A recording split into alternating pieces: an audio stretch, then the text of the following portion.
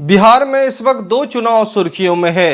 MLC का चुनाव और विधानसभा उपचुनाव। विधानसभा उपचुनाव बोचा विधानसभा में है। 12 अप्रैल को वहां पर मतदान होना है, लेकिन उससे पहले एमएलसी चुनाव सुर्खियों में है। एमएलसी चुनाव 4 तारीख को मतदान होना है और बिहार में चुनाव हो एमआईएम का चर्चा ना हो ये हो नहीं सकता है। लगातार इस चुनाव में एमआईएम सुर्खियों में है।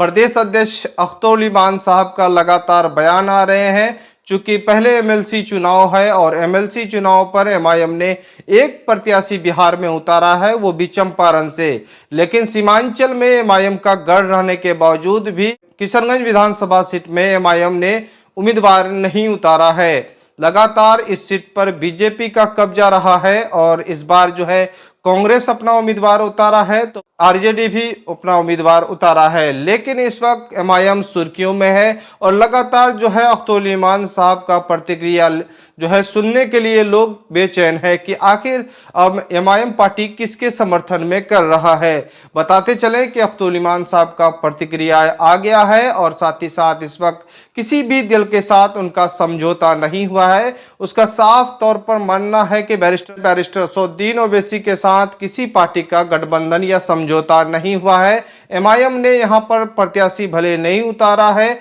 लेकिन वो बीजेपी के मुखालिफ है। आपको बताते चले कि इस वक्त कहीं ना कहीं ये सीट जो है बड़ा चर्चे में है, चूंकि यहाँ पर एक तरफ कांग्रेस का उम्मीदवार है तो वहीं एक तरफ आरजेडी का उम्मीदवार है। कांग्रेस का उम्मीदवार भी दावेदारी कर रहा है कि एमआईएम का सपोर्ट मिल रहा है, तो वहीं आरजेडी का भी उम्मीदवार का दावा है कि एमआईएम का सपोर्ट मिल रहा है।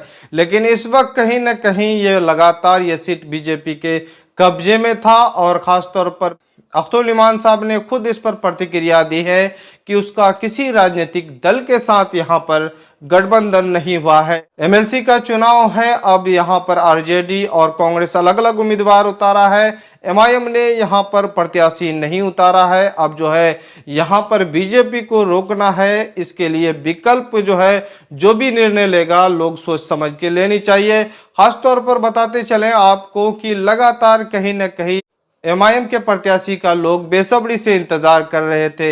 हालांकि बिहार प्रदेश अध्यक्ष अख्तर इमान ने शुरू से ही लड़ना चाह रहे थे यहाँ पर एमएलसी का चुनाव, लेकिन आखिर यहाँ पर कांग्रेस और आरजेडी जो उम्मीदवार उतारा है तो इसके बाद उन्होंने अपना जो है यहाँ पर उम्मीदवार नहीं उतारा है और लगातार जो है उनका निशाना लोकसभा चुनाव में है और विधानसभा चुनाव में है। चूंकि 2024 का तैयारी एमआईएम यहाँ पर कर रहा है और इस बार जो कहीं ना कहीं बीजेपी को हराने के लिए कांग्रेस और आरजेडी को छोड़ दिया है। अब जो यहाँ पर लगातार ये सीट बीजेपी का कब्जा है, अब एक तरफ आरजेडी है और एक तरफ कांग्रेस के उम्मीदवार है। अब इन पर छोड़ दिया है कि वो बीजेपी को किस तरह से हराते हैं। लेकिन इस देखना यह है कि 2024 में किस तरह से यहाँ पर आरजेडी और कांग्रेस का रोल रहता है। बहरहाल हम बात करेंगे आपको विधानसभा चुनाव जो उपचुनाव बोचा में लगातार सुर्खियों में है।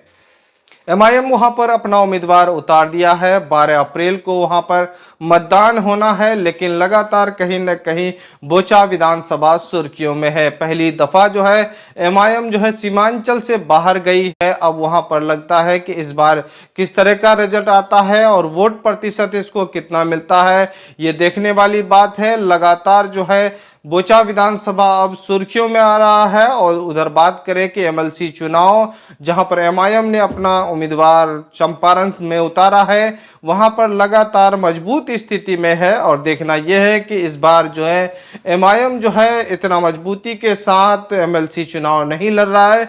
एक ही उम्मीदवार है, लगातार वो सुर्खियों में बने हैं। फिलहाल जो है लगातार लोग जो है चर्चा में है कि इस बार जो है किस तरह का रिजल्ट किशनगंज वाली एमएलसी चुनाव पर देखने को मिल सकता है कि जहां पर लगातार एमआईएम को बीजेपी का एजेंट कह रहे थे, वो इस बार विधान पार्षद चुनाव में अपना उम्मीदवार नहीं उतारा है। अब जो है लगातार कहीं ना कहीं ये सीट बीजेपी के कब्जे में रहा है और इस बार कांग्रेस और आरजेडी बीजेपी को क्या फायदा पहुंचा रहा है या नुकसान पहुंच रहा है। लेकिन बताते चले आपको कि लगातार जो है विधान पार्षद चुनाव सुर्खियों में है।